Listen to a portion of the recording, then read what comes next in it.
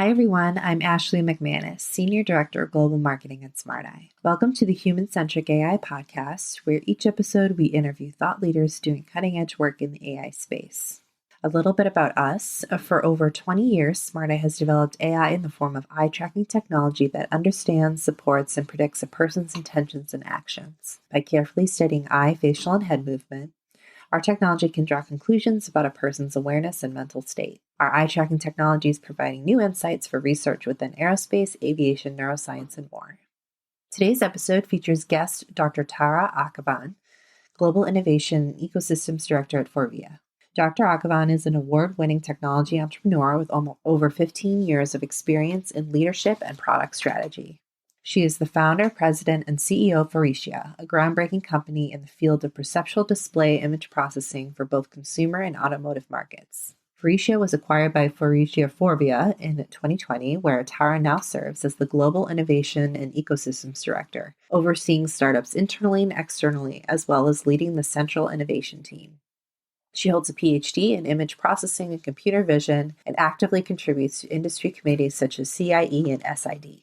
In our conversation, Dr. Akava unveils the fascinating journey from her Vienna PhD to pioneering human-centric mobility, teasing exclusive details about Forvia's CES 2024 presence, and sharing insights on the impactful intersection of emotion AI and innovative automotive technologies. Let's listen in to learn more.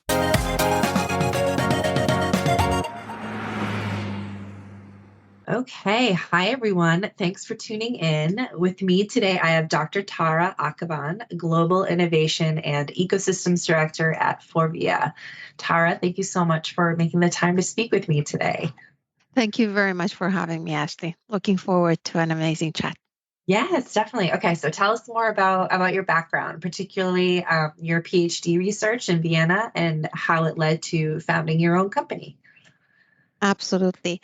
So as you said, my name is Tara Hakavan. I did my bachelor's in computer engineering, software engineering, master's in AI. I worked for 4 years as a project and product manager in a telecommunication company. And then I did my PhD in image processing and computer vision. While I was a PhD student in Vienna University of Technology, or Technology University of Vienna, depending on how you translate the German name to English, as I was doing my PhD, I met my first investor, someone who became my first investor in a conference in Greece. And I was pitching an idea, which was a very vague version, a very early stage version Big of picture. what happened to be after so many pivots, Iris Tech, which is a company I founded. So I was second-year PhD student. I pitched in a conference and a vague idea. I got over the coffee break a chat with a gentleman who became my investor and suggested that I should move from Vienna to Montreal in Canada to start a company. Mm-hmm. I took the leap of faith and moved, continued my PhD then from there. And started a company which was pretty close to the topic I was studying, which was high dynamic range 3D displays. So then the notion of my company was to make perceptual displays, to make sure that the displays are as close as possible to what we see in real world. Nice. And so there was a correlation between what I studied, the person I met at the conference that I was attending, and then the company that I started. Nice. Yeah, so I'd love to learn more about, your role at Forvia, your team, what vision you have, and I don't know if you're able to share a little bit about what you're currently working on. Absolutely, we can share a bit. So we have a very global team right now. So Forvia is the seventh tier one in automotive. We have 160,000 employees in 40 plus countries all around the world. I have a global team. I have a team which is located in 6 regions. We have members in China, in Japan, in Paris, Scotland, Sweden, and Montreal in Canada. Our purpose is to combine passion and purpose and bring differentiating, unique selling points into mobility, the mobility that matters to people. And that's the ending part that matters to people is something that we really believe in Forvia. And within the electronics business group that I'm part of and I'm running the innovation for, we really focus on making sure that every product that we build is actually adding value, of course, to the OEM, but also to the end user. Okay. And I think you might have touched on this a little bit, but I was wondering if you could provide some examples of innovative products or technologies that you've introduced to the market and their impact on, either industry or customers. Absolutely. We started the new branding for our innovation team starting from CES 2024 this year as IQ and EQ in motion to blend brilliance of IQ and warmth of EQ to influence next generation of mobility. And that's where our collaboration actually with SmartEye comes into place as well. And I think we will talk about that later. But under the umbrella of IQ and EQ in motion, meaning, of course, we want to focus on safety, but we want to also focus on perception. We want to focus on right hand of the brain, but also the left hand of the brain. We have a few new innovative products that won the CES Innovation Award this year, namely 3 of them. I can maybe talk about them a bit. One is what we call our Skyline Immersive Display. So on this one, we have a system approach. So we have hardware and software that brings a pillar-to-pillar display in close to the dashboard, close to the windshield, outside of the dashboard. That will help on the safety side. It helps you not to take your eyes off the road to look at your screen because the screen is very in line with the road that you're looking at. Okay. And then on the perceptual sides, to make it more humanistic, the whole UX of it is designed by us, and it's very much connected into the cockpit, into the moods of the passengers, into what they need to be presented. The display, the pillar-to-pillar display, is actually run as you need it within the different pieces of the display and screen, so you don't have it always on to consume a lot of energy and also be distracted, but as you need, the different parts are going to get activated. So this is one of the innovation topics that we are introducing in 2024. The second one is what we call eMirror Safe UX. So it's a software platform we have on our electronic mirror products. This one brings so many safety features as a software on top of a hardware which is already unique and innovative into the market. If I want to mention a few of them, is you can have object detection as always available, but during harsh weather conditions and poor lighting conditions, like at night, during rain, during fog and snow, you cannot see whether you have a real mirror or electric mirror. You cannot see the content pretty well. And then we have particular cutting edge image processing techniques, plus some augmented reality that would make the objects very popping out very quickly and visibly for the machine and for the end user, for the human, which is driving the car. And we have a technique that also is removing the blind spot from the electric mirror that these were also awarded a CES award. The third one is a bit of a hardware approach, so I will skip that one unless you ask me more questions. But I don't want to spend all the time on advertising for our awards. But I want to use this platform to also show how proud we are for this year with all the human-centric innovations that we have introduced. Absolutely, and I think maybe in this next question we can dive a little deeper. So I know we've talked a little bit about your exciting presence at CES and the award. So just giving you the chance to maybe expand on that a little bit. So what we know some details might be confidential if you've got announcements coming up, but maybe you can offer a little bit of a teaser as to what people can expect to look at or check out, and maybe any other exciting projects that you have on the horizon. Absolutely. So we will have, like last year, like 2023, we will have a big Forvia booth at the Central Plaza at Yep. 3. We have, I think, over 20 demonstrations from 6 different business groups. Wow. 3 of them are the ones that my team has been focused on, mainly. Um, I revealed a little bit while I was talking about the Yeah. awards. So those are the Yeah. ones, of course, that we are going to show. We have a unique light tile um, invention that is in one of the startups that Forvia acquired a few years ago, that would let us have different densities of LEDs in a flexible manner, and with a very thin thickness.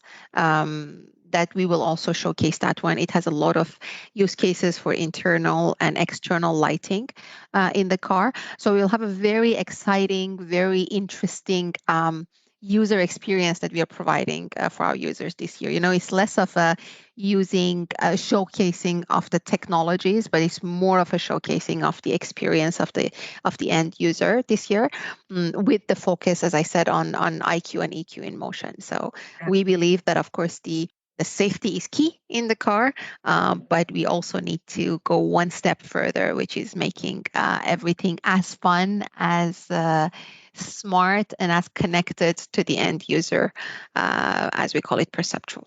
Okay, so I know that again, you mentioned that Forvia is committed to creating human-centric mobility. Can you elaborate on, what exactly IQ and EQ in motion looks like in the vehicles that you're building today? Sure. Um, there is there are some discussions and there are trends in the market on empathetic car, a car that understands you better, a car can um, recognize your emotions, the car that can do something with that emotion. So with our partnership with Smart Eye, um, that is my original contact point to you.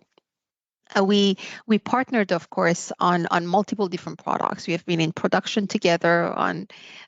We have won an award on DMS. But if I skip that one and I focus a bit more on IQ and NQ in motion, here is where, with partners like Smart Eye, you help to recognize the emotion through your SDK. And what we can do is we have the knowledge of the cockpit. So we can recognize that emotion and then build use cases on top of it. Mm. A few examples that I can give without revealing too much is, if you're stressed, then what can be done in the cockpit to calm you down? If you're happy, what can be done to maintain your happiness? If one of the passengers needs something and is a different mood, what can be done within the cockpit using all the sensors and actuators to provide a more soothing environment or perceptual environment for the passengers? So that's what we, with your partnership, can take it to the next step, Mhm. because Forvia is one of the probably unique suppliers in the market that understands the whole cockpit. So we are not only suppliers of display or camera or electronics, but we are also very big in interior. We are very big in lighting. We are very big in seating. So we have the uniqueness that we can provide, and we can bring all of those together to make the best user experience. Yeah, absolutely. And speaking of the user, so going a little bit deeper on them, who do you see as the primary user of this type of technology? And I don't know if you have any comments on like societal challenges that need to be overcome in order to achieve this really cool future, scenario or vision or the interior of the car that you've outlined. The short answer is everybody. Everybody who uses their car now becomes, because our cars are becoming second home, Yeah. working place, in transit. The more you look at it in different countries, in Shanghai, for example, some of our colleagues did the research, and they stayed there in a parking for 10 days and interviewed people who are using their cars. And it's interesting how, in busy and crowded places, cars are being used not only as workplace or as commute, but also as somewhere to cool down during lunch, to have your lunch in a quiet place, as somewhere to have deeper conversations with a colleague with privacy. So there's Yeah. so many new use cases of the cars, um, uh, if you look at the future. Mhm. And that's where I believe the new generation for sure is a generation which is more connected. Right, Mhm. they are more used to using apps, connecting the services to each other. So of course, I would say the younger generation is someone who should be more at ease using these innovative pieces. But I believe, like everything else, like what happened with smartphones, it will then cascade to maybe older generations of the cars as well. But the more you look at generally a car as a second, third, and fourth space to be used, then there is so much room for innovation Very in cool. that context. Nice. So, and I'm always fascinated with people who have, innovation in their job titles. So I was curious to learn from you, how do you stay ahead of the curve, in rapidly evolving technology fields, given your, extensive expertise in product strategy and innovation. How do you approach that or think about it? By surrounding myself with smart people. So that's usually There the you go. the easy answer. Yes, it's not very easy, right? Because nobody has uh, the way to really predict the future. We can only try to, of course, be informed on what's happening, what are the needs. I think running a lot of user experience and user studies and getting closer and in touch with users and users is a big part of this. Um, of course, having a teams of multidisciplinary experts. I think you cannot be ahead of any curve if you're only looking at computer vision, only looking at software, only looking at hardware, only looking at physiology. But when you bring a multidisciplinary team, it's very difficult to get them to talk to each other because sometimes they really don't understand each other's language. But the moment that's done, then the fruition happens. So I would say for me, it's very important to have a diverse team, diverse in terms of skill set, nationality, background, gender, as diverse as possible, because that's when most of these difficult discussions, the challenging each other's ideas happen. And the sooner you have those, the faster you can move forward. Very cool. So, what advice would you give to aspiring entrepreneurs looking to launch and scale innovative products or startups? Two advices. One is product market fit. Okay. First exercise, do it 100 times a day if possible. Make sure what you're thinking is aligned with the need. There is not enough amount of times that you can do that. So make sure it's part of the culture of the team. Having one person in charge of it, like big corporations, to have a marketing guy is not enough. Like it should be in the DNA of a startup to make sure that what we are building is what the market needs. And the second one is what I would do differently if I go back in time, Oh, yes, which please is share. I absolutely I would stress less. So there is odds Yeah. are against startups, odds are against innovation. So these are fields that the high risk, high reward, but then there is a lot of risk that you will also not make it. Mhm. So I would say focus, stress less, and then do your homework. I believe it will pay off. But in highly stressful environments, it's very difficult to also make sure that you detach yourself from all the stats and all the, um, Mm. yeah, I would say all the stats which are against you. So I would stress less if I go back in time. I know we've covered a lot of ground here today, but I'm curious if there's one takeaway that you want listeners to have from our conversation. What would it be? One takeaway, we touched point a little bit on the stress point, but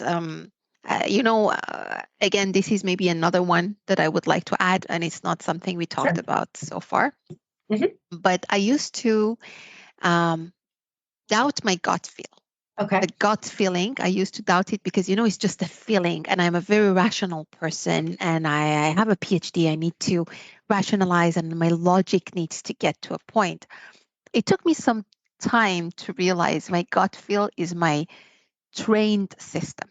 So if I trust AI and Gen AI, I should trust my gut feel Your train because system. it's a black box. So Yes. I don't know exactly how it's getting to that conclusion, but it's based on all the experience and it's all based on all the data that it has collected, my brain and my gut over years. So I'm actually starting to trust my gut feelings way more. And I would like this to be the takeaway of the podcast, because everything else we discussed in terms of innovation, going against the odds, sometimes swimming against what everybody else wants to do, it really requires following that gut feel and believing in that. And it's not so easy, but I think that's something I would like for this. Okay. For Does the the gut listeners to stick to them. does the gut lift it in your left or right side of the brain, or is it more in your stomach? Interesting, because it's supposed to be on the left side, right? It's supposed to be an emotion, but I believe it's actually based on the logic. I believe it's the right side who collected a lot of data and experience and then processed it like an AI, like a machine learning system. And then a new data comes in and then you shortcut to the answer. You don't know how this black box and AI is working, but you get an answer. So I would say both. It's actually the right hand, left hand. Therefore, EQ and IQ in motion. There you go. Just bringing it all together. I love it. Absolutely.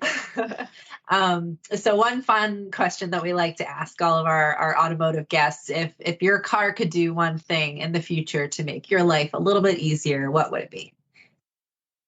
Very good one. We talked about emotion detection, emotion recognition, a smarter car who understands my emotion. If my car could understand my daughter's emotion and then suggest how to entertain her, I would love that. I would love my daughter to be constantly entertained and stimulated in the car to make my life easier. Yes, that would make a lot of our lives easier, I believe. Yes, that's a great absolutely. answer. All right. Well, that's so great. That was all I have for you today, Tara. Once again, thank you so much for your time. It was such a pleasure speaking with you and fascinating stuff. I learned a lot today. Thank you, Ashley. It was great talking to you.